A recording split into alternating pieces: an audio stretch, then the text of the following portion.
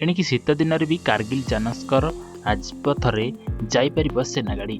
खूब शीघ्र 230 किलोमीटर लंब कारगिल जानस्कर राजपथर ऑल वेदर रोड बा सबु ऋतु रे कार्यक्षम हो पारुवा रास्ता हो एथिनिमते कार्य आरंभ हो जाइए। अधिकारी कहते जे 230 किलोमीटर लंब कारगिल जानस्कर जातीय राजपथ को सबुदिनिया रास्ता करने जातीय राजपथ एवं भित्तिभूमि विकास निगम लिमिटेड यार नवीकरण एवं प्रशस्तीकरण कार्य आरंभ कर लगातार द्वितीय वर्षा कारगिल जानस्कर राजपथ शीत ऋतु रे कार्यक्षम होइछि। जातीय राजपथ 301 कारगिल जानस्कर रोड रे नवीकरण एवं संप्रसारण प्रकल्पर करिडोर अनुमोदन संबंध में अग्रगति समीक्षा करने कमिशनर सचिव अजित कुमार साहू अध्यक्षतार एक उच्च स्तरीय बैठक आज होइतिला। से कहते 230 किलोमीटर लंब विशिष्ट यह प्रकल्प को संपूर्ण करने 8टी पैकेज रे विभक्त करा